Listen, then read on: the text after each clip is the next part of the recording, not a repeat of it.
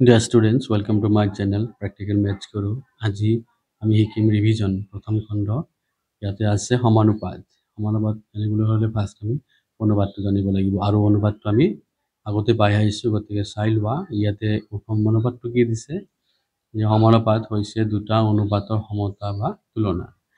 ইয়াতে যেনে দিছে কি চাবা, a:b = x:y, এটা সমানুপাত। So a:b, তাৰ মানে এইটো যদি আমি অনুপাতত লিখোঁ কেনেকৈ লিখিম, a/b আৰু x:y। যদি আমি ভগ্নাংশ আকাৰত লিখোঁ তেনেহ'লে কি লিখিম, x/y। গতিকে চোৱা, a:b আৰু x:y দুটা কি আছে, সমান। গতিকে কি আছে, এইটো কি আছে, সমানুপাতত আছে। ২ নম্বৰটো হ'ল কি 2 কিলোগ্ৰাম চাউলৰ মূল্য 70 টকা আৰু দিছে 7 কিলোগ্ৰাম চাউলৰ মূল্য 245 টকা।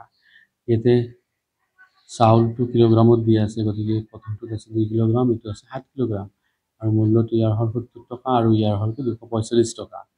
চ' আমি যদি এইটো অনুপাতত লিখোঁ, কিলোগ্ৰাম চাউলৰ ওজনটো 2 কিলোগ্ৰাম বাই 7 কিলোগ্ৰাম আৰু মূল্যটো যদি এনেকৈ লিখোঁ 70 বাই 245, তেনেহ'লে আমি এনেকৈ পাম চাউলৰ পৰিমাণৰ অনুপাত আৰু চাউলৰ মূল্যৰ অনুপাত সমান। 2:7 সমান 70:245। এইখিনি কাট কৰিলে 2:7 আহি যাব। তো গতিকে কি হ'ব, এইকেইটা সমানুপাতত থকা বুলি কোৱা হ'ব। আৰু এটা দিছোঁ, উদাহৰণস্বৰূপে চোৱা, যে তোমাৰ যদি a:b সমান c:d, তেন্তে a b c d ৰাশিকেইটা সমানুপাতত থকা বুলি কোৱা হয়। কাৰণ ইয়াত কি আছে চোৱা, আৰু এইটো তুমি এনেকৈও লিখিব পাৰোঁ, a:b আৰু ইকুৱেল চাইন যে আছে, এই ইকুৱেল চাইনটোক আমি 4টা ডটেৰে এনেকৈ বুজাব পাৰোঁ। চ' a:b আৰু c:d এনেদৰে লিখা হয়। তোমালোকে চাই ল'বা, আগতে পাইছা এইবিলাক। a:b সমান c:d আৰু এইটোক আমি যদি ভগ্নাংশ আকাৰত লিখোঁ তেনেহ'লে কি হ'ব, a/b = c/d আৰু আমি যদি ক্ৰছ মাল্টিপ্লাই কৰোঁ এনেকৈ a × d হ'ব আৰু b × c। তো এইকেইটাৰ পৰা আমি কেনেকৈ বুজি পাম যে এইকেইটা সমানুপাতত আছে নে নাই। চ' এই দুটা মাল্টিপ্লাই কৰিলে কি আহিলে, ইকুৱেল আহি গ'ল। ইকুৱেল আহিলে কি হ'ব, এইকেইটা সমানুপাতত থকা বুলি কোৱা হ'ব। আৰু এটা আমি অতি সহজতে আমি সমানুপাত ওলাবলৈ হ'লে আমি কি কৰি চাব পাৰিম, ৰাশিকেইটাৰ প্ৰান্ত দুটাৰ পূৰণফল সমান মাধ্য দুটাৰ পূৰণফল যদি সমান হয়, তেন্তে কি হ'ব, ৰাশিকেইটা সমানুপাতত থকা বুলি কোৱা হ'ব। মই ভাবোঁ তোমালোকে আশা কৰিছোঁ তোমালোকে ভালকৈ বুজি পাইছা। আৰু যদি মোৰ ভিডিঅ' ভাল লাগি আছে, লাইক কৰিবা, শ্বেয়াৰ কৰিবা আৰু ছাবস্ক্ৰাইব কৰিবলৈ নাপাহৰিবা। আৰু এইবাৰ আমি ৰিভিজনৰ এক্সাৰচাইজ R1 কৰিবলৈ ওলাইছোঁ। তোমালোকে চাই যোৱা কেনেকৈ কৰা হয়। এক্সাৰচাইজটো একেবাৰে সহজ, কুৱেশ্যনবিলাক দিছে, ভালকৈ চাবা। তলৰ কোনটো অনুপাত একতা সমানুপাতত হ'ব।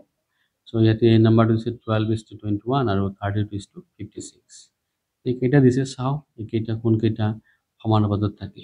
তো সমানুপাতত থাকিবলৈ হ'লে ফাৰ্ষ্ট আমি কি কৰিব লাগিব, চাবা, এইটো অনুপাতত দিছে, এইটো অনুপাতত দিছে। ফাৰ্ষ্ট আমি এইখিনি চাম কিমান হয়, এই দুটা চাম কিমান হয়। যদি দুটাৰ অনুপাত কি হয়, সমান ওলায়, তেনেহ'লে কি হ'ব, এই অনুপাত দুটা সমানুপাতত থাকিব। একেবাৰে সহজ, চাই থাকা। এতিয়া চাওঁ মানে 1 নম্বৰটো আমি কেনেকৈ কৰোঁ। তো ফাৰ্ষ্ট আমি চল্ভ বুলি লিখি লওঁ। এতিয়া চোৱা, আমি এই দুটা কি আছে, অনুপাতত আছে। ফাৰ্ষ্ট আমি এনেকৈ লিখিম, যেনেকৈ দিয়া আছে এনেকৈ লিখিম। লিখাৰ পিছত সমান দি এইটো আমি ভগ্নাংশ আকাৰত লিখিম। 12 বাই কিমান হ'ব, 21। এইটো কাট কৰিলে কি হয় চোৱা, আমি 3 দি কাটিব পাৰোঁ, 3 × 4 = 12 আৰু 3 × 7 = 21। গতিকে আমি লিখিব পাৰোঁ 4/7 আৰু আছে কি 32:56। এইটোক আমি এনেকৈ লিখিব পাৰোঁ 32/56। কাট কৰিব পাৰা, 2 দি হ'ব কিমান, 16, 2 দি কিমান, 28, হয়নে, 28 আৰু 2 দি কাটা 8 আৰু 2 দি কিমান হ'ব 1, 4, 2 দি দিয়া 4, 2 দি কিমান হ'ব 7। আমি কিমান পালোঁ, 4/7। গতিকে চোৱা, এইটো অনুপাতৰ ভগ্নাংশ হ'ল 4/7 আৰু এইটো অনুপাতৰ ভগ্নাংশ হ'ল কিমান, 4/7। চ' দুয়োটাৰে অনুপাত একেই আছে। গতিকে আমি কি লিখিব পাৰোঁ যে এতেকে 12:21 আৰু 32:56 অনুপাত দুটা সমানুপাতত থাকিব। সমানুপাতত থাকে বা থাকিব লিখিলে হ'ল। এইটো হ'ল 1 নম্বৰটো আছিল আৰু বি নম্বৰটো চাই লোৱা। বি নম্বৰটো হ'ল কি, একেবাৰে সহজ, ভালকৈ প্ৰেক্টিছ কৰি যাবা। গতিকে প্ৰেক্টিছ কৰিলে হৈ যাব। চাই থাকা কেনেকৈ কৰা হয়। তোমালোকে সদায় পেঞ্চিল বা কলম বহি লৈ বহিবা আৰু লগে লগে প্ৰেক্টিছ কৰি যাবা। প্ৰেক্টিছ কৰিলে কি হয়, বেছিকৈ মনত থাকে। চ' তোমালোকে প্ৰেক্টিছটো কৰিবলৈ একেবাৰে নাপাহৰিবা। আৰু মোৰ ভিডিঅ'টো যদি তোমালোকৰ ভাল লাগি আছে, লাইক শ্বেয়াৰ কৰিবা। তো কিমান আছে, 18:32। আমি এইটো কি কৰিম, ভগ্নাংশ আকাৰত লিখিম 18/30। তো কাট কৰাচোন, 9 2 দি দিলে কিমান হ'ব, 15 আৰু 3 দি যাব, 3 3 গুণ 9 আৰু 3 5 গুণ 15। কিমান হ'ল, 3/5। আৰু কি আছে তোমাৰ এইটো 14:21। 14/21 কাট কৰা আছে, হাতেদি 2বাৰ, হাতেদি 3বাৰ, কিমান হ'ল 2/3। চ' আমি এতিয়া ডিফাৰেঞ্চটো বুজি পালোঁ। ইয়াৰ যিটো আছিল এইটো ভগ্নাংশ আকাৰত হ'ল 3/5 আৰু এইটো হ'ল কিমান 2/3। গতিকে দুয়োটা ছেইম নহয়। গতিকে কি হ'ব, লিখিবা যে 18:30 আৰু 14:21 অনুপাত দুটা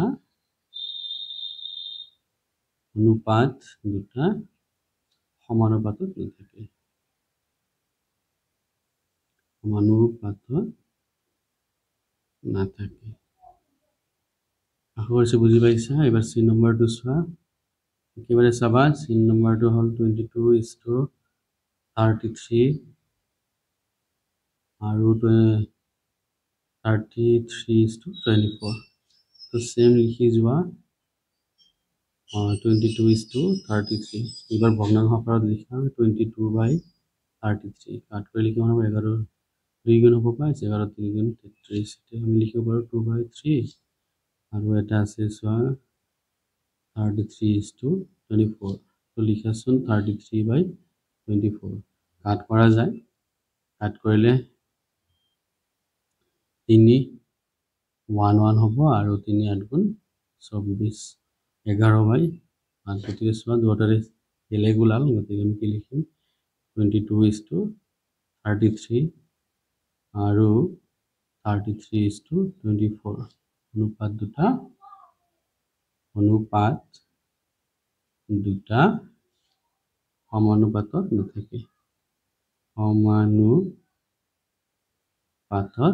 নাথাকে। ইয়াতে আৰু এটা আছে। ডি নম্বৰটো হ'ল চ' 24:28। এবাৰ আমি ভগ্নাংশ আকাৰত লিখোঁ, কিমান হ'ব 24/28। কাট কৰাচোন, 4 6 গুণ 24, 4 7 গুণ 28, কিমান হ'ব 6/7। আৰু আছে অনুপাত এটা 20:25। এবাৰ ফ্ৰেকশ্যনত লিখিলে কি হ'ব 20/। হয়, নেক্সট 2 নম্বৰটো হ'ল কি, চাই লোৱা কুৱেশ্যনটো। তলৰ কোনবোৰ সংখ্যা ক্ৰমে সমানুপাতত থাকিব। ইয়াতে 4টা কুৱেশ্যন আছে, আমি কৰি চাম এইবোৰৰ 4টাৰ ভিতৰত কোনবোৰ সমানুপাতত আছে নে নাই, এইবিলাক আমি বিচাৰি উলিয়াব লাগে। তো তাৰ কাৰণে আমাৰ এটা ট্ৰিক কিন্তু আমি এটা পাইছিলোঁ যে 4টা যদি ৰাখি থাকে তাৰে কি হয়, প্ৰান্ত দুটাৰ পূৰণফল সমান সমান, মাধ্য দুটাৰ পূৰণফল যদি সমান হয় তেনেহ'লে কি হ'ব, এই 4টা ৰাখি সমানুপাতত থকা বুলি কোৱা হয়। সেইটো আমি এইবাৰ ইয়াতে চাই ল'ম। চ' ইয়াৰে ফাৰ্ষ্ট কুৱেশ্যনটো হ'ল এইটো। চাই লওঁ, আমি কুৱেশ্যনটো লিখি লৈছোঁ। ইয়াৰে আমি ছল্ভটো কেনেকৈ কৰিব লাগে। ছল্ভটো হ'ল ইয়াতে চাবা, 4টা ৰাশি কি দিছে 2 6 6 8। এই 4টা ৰাশিৰ ফাৰ্ষ্ট আমি কি লিখিব পাৰোঁ 2 6 6 8। এই 4টা ৰাশিৰ এইবাৰ আমি ইয়াতে কি আছে, ফাৰ্ষ্ট এইটো আছে শেষৰটো আৰু এই দুটা কি আছে মাজৰ। আমি কি কৰিম, প্ৰথমটো আৰু শেষৰটো পূৰণফল কৰিম। তো লিখা যে 4টা, এইটো কৈছে তলৰ কোনবোৰ সংখ্যা ক্ৰমে সমানুপাতত থাকিব। ৰাশিবোৰ সমানুপাতত থাকিবলৈ হ'লে আমি কি চাব লাগিব, তাৰ প্ৰান্ত দুটাৰ পূৰণফল লিখি ল'ব পাৰে যে আমি জানো যে প্ৰান্ত দুটাৰ পূৰণফল সমান সমান মাধ্য দুটাৰ পূৰণফল। লিখা ইয়াতে লিখা প্ৰান্ত দুটাৰ পূৰণফল। প্ৰান্ত দুটাৰ পূৰণফল। প্ৰান্ত দুটা কি কি আছে 2 × 8 কিমান হয় 16। এবাৰ লিখিম মাধ্য আৰু মাধ্য দুটাৰ পূৰণফল আৰু মাধ্য দুটাৰ পূৰণফল একেবাৰে সহজ লিখিবা 6 × 6 কিমান হয় 36। এতিয়া চাই লোৱা ইয়াতে কিমান হ'ল 16 ইয়াতে কিমান হ'ল 36 গতিকে দুটা কিন্তু সমান নহয় লিখা যেহেতু লিখিব পাৰা যে যেহেতু 16 not equals to কি 36 গতিকে কি লিখা 2 6 6 8 সংখ্যাবোৰ ক্ৰমে সমানুপাত নাথাকিব সংখ্যাবোৰ সমানুপাতত নাথাকে সমানুপাতত নাথাকে। এবাৰ বি নম্বৰটো হ'ল বি নম্বৰটো হ'লে সেম আমি একেবাৰে কৰি ল'ব লাগিব যে প্ৰান্ত দুটাৰ পূৰণফল লিখা প্ৰান্ত দুটাৰ পূৰণফল এতে কি কি আছে 10 × 60 কিমান হ'ব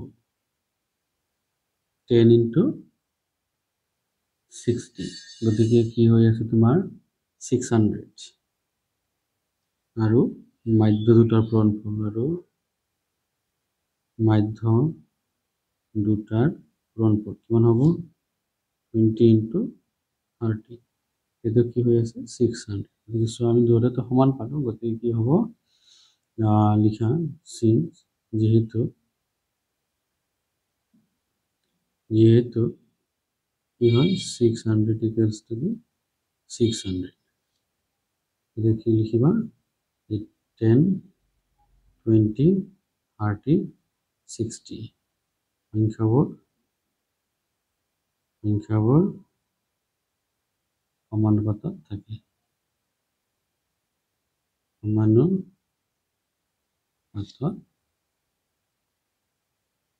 থাকে। সি নম্বৰটো চোৱা সি নম্বৰটো হ'ল p q p square q আৰু কি দিছে কিউ স্কোয়াৰ সলভ লিখা পি ফাৰ্স্ট এনেকৈ লিখি লোৱা পি কিউ স্কোয়াৰ কিউ আৰু কি দিছে কিউ স্কোয়াৰ সেই একে লিখিলে হ'ল প্ৰান্ত দুটাৰ পূৰণফল প্ৰান্ত দুটাৰ পূৰণফল ইয়াতে প্ৰান্ত দুটা কি কি আছে পি আৰু q square p into q square কি হ'ব পি কিউ স্কোয়াৰ আৰু লিখা মাধ্য দুটাৰ পূৰণফল আৰু মাধ্য দুটাৰ পূৰণফল কি হ'ব মাধ্যতে কি আছে এতিয়া চাই লোৱা পি কিউ আৰু p square q p q into p square q গতিকে কি হ'ব পি ইয়াতে আৰু পি স্কোয়াৰ গতিকে কি হ'ব এইটো পি কিউ লিখিব পাৰা এইটো আগতে পাইছা কিউ ইনটু কিউ কি হ'ব কিউ স্কোয়ার গতিকে চাই লোৱা ইয়াতে প্ৰান্তটোৰ পূৰণফল হ'ল পি কিউ স্কোয়াৰ আৰু এতিয়া হ'ল কি পি কিউ কিউ স্কোয়াৰ গতিকে একে নহয় গতিকে লিখা যেহেতু কি লিখিব পাৰা যে p q square not equals to কি হ'ব পি কিউ কিউ স্কোয়ার গতিকে লিখা যে p p q p square q আৰু কিউ স্কোয়াৰ সংখ্যাবোৰ সমানুপাতত নাথাকে সংখ্যাবোৰ সমানুপাতত নাথাকে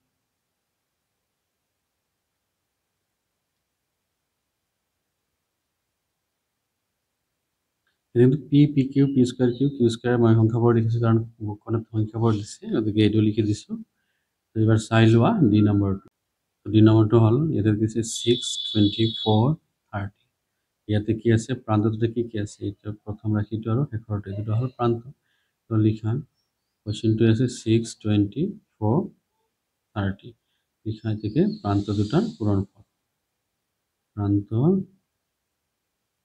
দুটাৰ পূৰণফল কি হ'ব 6 ইনটু 30 গতিকে কিমান হ'ব 3 6 গুণ 18 180 আৰু লিখা মাধ্য দুটাৰ পূৰণফল আৰু মাধ্য দুটাৰ পূৰণফল এটা কিমান আছে 20 আৰু 4 এতিয়া 20 ইনটু 4 কিমান হ'ব 2 4 গুণ 8 গতিকে কি লিখিবা এইকেইটা কিন্তু একে নহ'ল লিখা যিহেতু 180 is not equal to 80 গতিকে কি লিখিবা 6 24 30 সংখ্যাবোৰ ক্ৰমে সমানুপাতত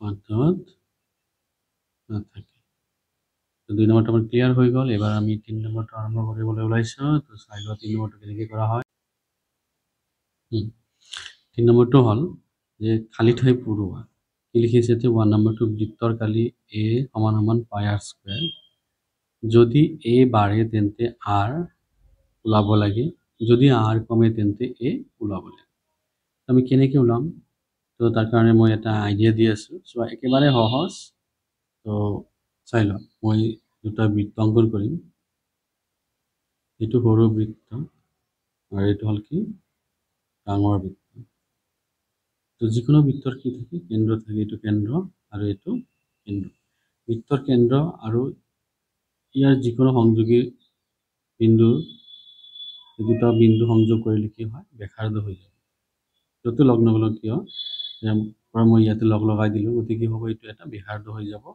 এইটো লগাই দিলে এইটো কি হ'ব ব্যাসাৰ্ধ হৈ যাব সো এই যে এইটো আছে ব্যাসাৰ্ধক আমি আৰেৰে চিহ্নিত কৰোঁ এইটো আৰেৰে চিহ্নিত কৰোঁ ইয়াৰ এই ক্ষেত্ৰত আমি চাওঁ কি সো ইয়াৰ কি আছে এইখিনি কি আছে সৰু আৰু এইখিনি কি আছে ডাঙৰ তাৰমানে এৰিয়াটো কি কালিটো হ'ল ভিতৰত যিমান ঠাই আগুৰি থাকে সেইটো হ'ল কি কালি এইটো কিমান ঠাই আগুৰি আছে এইখিনি আৰু এইটো কিমান আছে এইখিনি তেনেহ'লে আমি ইয়াৰ পৰা বুজিব পাৰিম যে কোনটোৰ কালি বেছি আছে এইটো দুটা চাই ক'ব পাৰিম তো ইয়াৰ কালিটো বেছি হ'ব গতিকে কি আছে ইয়াৰ ব্যাসাৰ্ধ কি আছে ডাঙৰ আছে ইয়াৰ ব্যাসাৰ্ধ কি আছে সৰু আছে তো কোৱেশ্চনটোত কৈছে আমাৰ যে বৃত্তৰ কালি a সমান সমান পাই r স্কয়াৰ যদি a বাঢ়ে তেন্তে কি হ'ব চোৱা এইটো কালি এইটো a এইটো কালি তো ইয়াৰ পৰা এইটো কালিটো কি কৰিছে বাঢ়িছে নে নাই বাঢ়িছে কি হৈছে ইয়াৰ ব্যাসাৰ্ধ বাঢ়িছে আৰু ইয়াৰ এইটো কালি হ'লে ইয়াৰ কি হৈছে কালিটো কি সৰু দেখা গতিকে আৰু ইয়াৰ আৰটো কি হৈ গৈছে সৰু হৈ গৈছে গতিকে কি হ'ব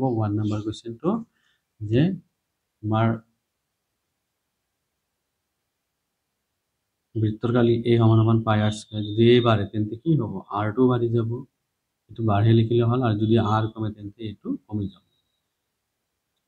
এইটো হ'ল 3 নম্বৰটো গ'ল এবাৰ 1 নম্বৰ কৰিবা 2 নম্বৰ হ'ল এখন গাড়ীৰ ভ্ৰমণৰ সময় t ভ্ৰমণৰ সময় t আৰু দূৰত্ব d সম্বন্ধটো তলৰ তালিকাত দিয়া ধৰণৰ ইয়াতে কি দিছে সময় আৰু ইয়াতে কি দিছে দূৰত্ব ইয়াতে দিছে সময়বিলাক 1 2 3 4 5 6 এনেকৈ দিছে আৰু দূৰত্ববিলাক 4 8 12 16 20 এনেকৈ দিছে তো কিছুমান খালী আছে এইবিলাক আমি পূৰাব লাগে কেনেকৈ কৰিম খালী ঠাই পূৰোৱা দিছে t আৰু d ডেশভাৱে বিচৰণ কৰে টি আৰু d কেনেকৈ বিচৰণ কৰিব আমি দুটা পাইছোঁ ইয়াৰ আগৰ ক্লাছত যে যদি দুয়োটা একেলগে বাঢ়ি থাকে তেনেহ'লে কি হয় বা বাঢ়ে বা কমে একেলগে তেনেহ'লে এইটো হ'ল কি প্ৰত্যক্ষ বিচৰণ মানে প্ৰত্যক্ষ সমানুপাতিক আৰু যদি এটা বাঢ়ি যায় এটা কমি যায় সেইটো হ'ল কি এটা আনটোৰ জ্যেষ্ঠানুপাতিক আমি কি লিখিম এতিয়া চোৱা টিটো কি হৈ আছে বাঢ়ি আছে 1 2 3 4 5 এনেকৈ বাঢ়ি গৈ আছে লগতে ডিটো দূৰত্বটো বাঢ়ি গৈ আছে গতিকে কি হ'ব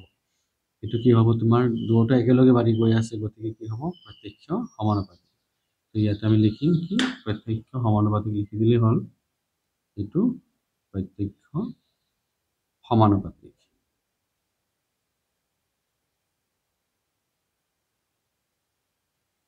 এইখিনি বুজি পাইছে আশা কৰিছোঁ ইয়াতে চোৱা টি যদি 6 হয় ডি কিমান হ'ব এইটো হৈছে টি 6 তেনেহ'লে ডিটো কিমান হ'ব এইটো ওলোৱাৰ কাৰণে একেবাৰে সহজ এটা পদ্ধতি আছে তোমালোকে আগতে পাইছা এইটো পদ্ধতিটো হ'ল যদি কি হয় দুয়োটা একেলগে কমে বা একেলগে বাঢ়ে আৰু এইটো যদি প্ৰত্যক্ষ সমানুপাতিক হয় তেনেহ'লে কি কৰিম আমি এইটোৰ লগত এইটো আৰু এইটোৰ লগত এইটো বা এইটোৰ লগত এইটো এইটোৰ লগত এইটো মাল্টিপ্লাই কৰিলে হৈ যায়।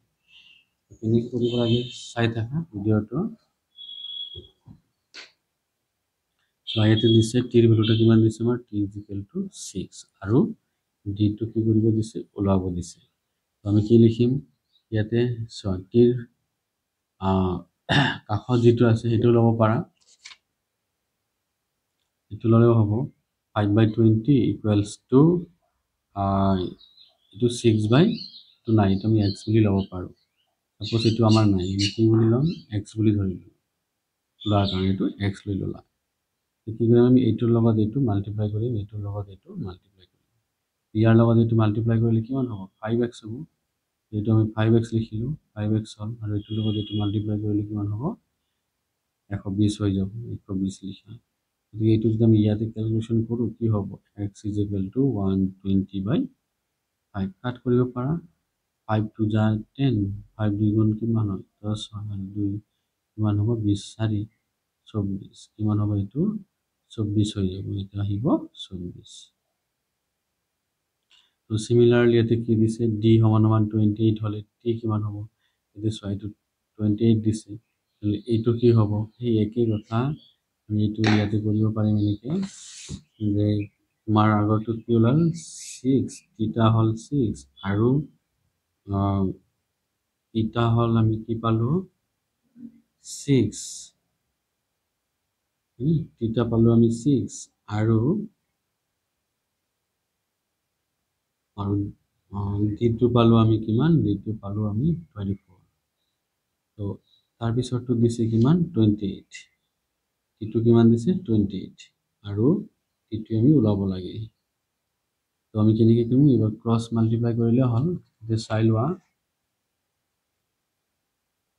যেহেতু আমি এইটো ওলাব লাগে গতিকে অলৰেডি আমি এইটো ওলাইছোঁ, আমি কি কৰিম এইটোৰ লগত এইটো মাল্টিপ্লাই কৰিম আৰু এইটোৰ লগত এইটো মাল্টিপ্লাই কৰিম। এইটো নাই কাৰণে আমি এইটো মই ইয়াৰ আগততো এক্স বুলি লৈছোঁ, তোমালোকে ওলোৱাৰ কাৰণে এক্স ল'ব পাৰা বা বেলেগ কিবা এটা ল'লে হ'ল, ৱাই ল'ব পাৰা।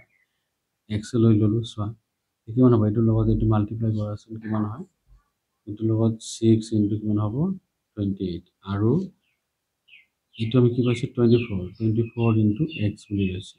চোৱা আমি কি কৰিম এইটো ট্ৰান্সপ'জ কৰি দিয়ে এইফালে লৈ আহা কিমান হ'ব 6 ইনটু 28 বাই কিমান 24 ইনটু কি ইকুৱেলছ টু এক্স। গতিকে আমি কাট কৰিব পাৰোঁ 6 4 গুণ কিমান হয় 24 হয়, 4 7 গুণ 28। চোৱা কিমান হ'ল এতিয়া পালোঁ 7 হ'ল এক্স সমান 7 কিমান হ'ব এইটো 7 হৈ গ'ল। গতিকে একেবাৰে সহজ হয়, তো চাই ল'বা এইটো হ'ব কিমান 7 হয়। যিহেতু আমি কি কৰিলোঁ এতিয়া আমি ইয়াৰ ডিটো ওলাবলৈ গৈ আছোঁ যে d ইজ ইকুৱেল টু 36 হ'লে t ইজ ইকুৱেল টু কিমান হ'ব। তো আমি তাৰ কাৰণে কি কৰিলোঁ অলৰেডি আমি ইয়াৰ ভেলুটো ওলাই ল'লোঁ, গতিকে এইটোৰ লগত এইটো আৰু এইটোৰ লগত এইটো ক্ৰছ মাল্টিপ্লাই কৰিলেও হ'ব, নাইবা আমি কি কৰিব পাৰিম এইটোৰ লগত এইটো আৰু এইটোৰ লগত এইটো কৰিলেও হ'ব, যিকোনো দুটা ল'লে হ'ল। ইয়াৰ পৰা ইয়াৰ লগত এইটো নহ'লে এইটোৰ লগত এইটো আমি কি কৰোঁ এইটোৰ লগত এইটো আৰু এইটোৰ লগত এইটো কৰি দিওঁ। চোৱা তো কি কৰিম আমি লিখিম 1 ইনটু 36 সমান এক্স ইনটু 4। আমি কি কৰোঁ 1 ইনটু 36/4 আমি ইয়াতে ডিভাইড হৈ যাব, এক্স থাকিব কিমান হ'ব 9 1 গুণ 9 গতিকে কিমান হ'ব 9 এইটো হ'ব কি এক্স সমান কি হ'ল 9, গতিকে আমি এইটো 9 লিখি দিব পাৰোঁ। আৰু দিছে কুৱেশ্যন নম্বৰ 4, কুৱেশ্যন নম্বৰ 4টো হ'ল চাবা দিছে যে যদি পি এই চিম্বলটো হ'ল কি তোমাৰ প্ৰত্যক্ষ সমানুপাতিক, এইটো পি প্ৰত্যক্ষ সমানুপাতিক কিউ আৰু পি ইকুৱেলছ টু 6 হ'লে কিউ 30। এতিয়া পি যদি 2 হয় তেন্তে কিউৰ মান কিমান হ'ব।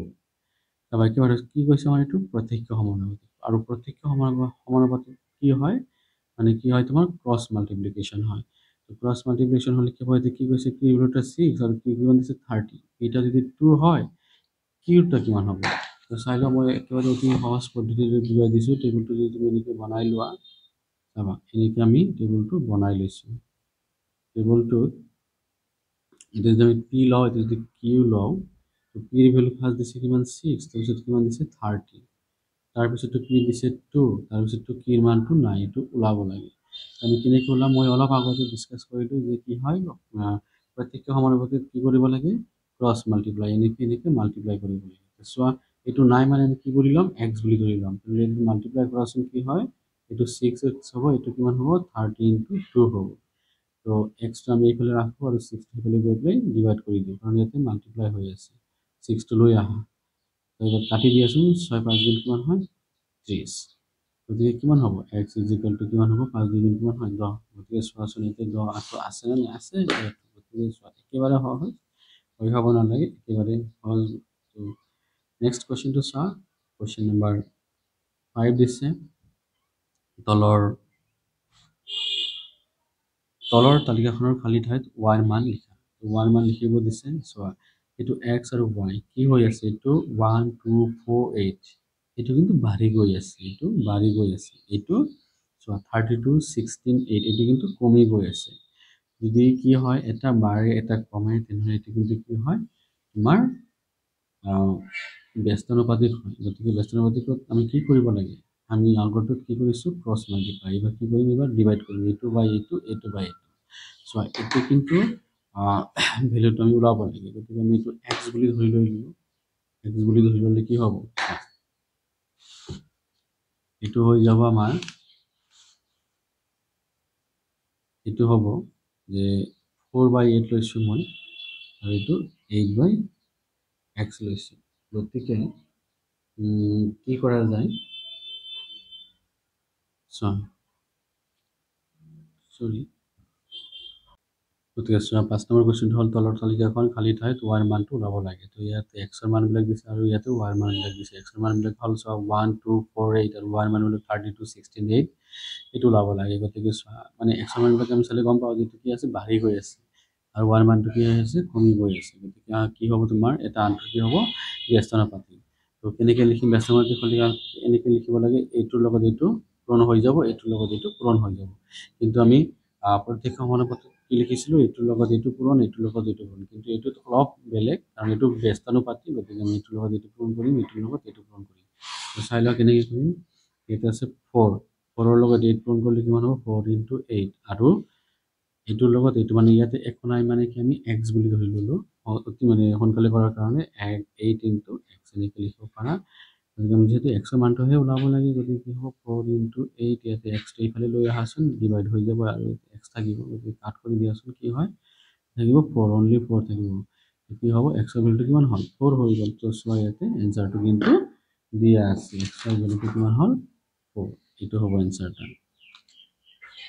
এতিয়া হ'ল কুৱেশ্যন নম্বৰ তোমালোকৰ ইয়াৰে গোটেইখিনি শেষ হৈ গ'ল তো আশা কৰিছোঁ তোমালোকে ভিডিঅ'টো ভালকৈ বুজিব পাৰিছা আৰু নেক্সট ভিডিঅ'ত মই আৰ্টৰ মানে ৰিভিজন 2ৰ বিষয়ে আলোচনা কৰিম তোমালোকে যদি মোৰ ভিডিঅ'টো চাই ভাল পাইছা লাইক শ্বেয়াৰ আৰু ছাবস্ক্ৰাইব কৰিব একেবাৰে নাপাহৰিবা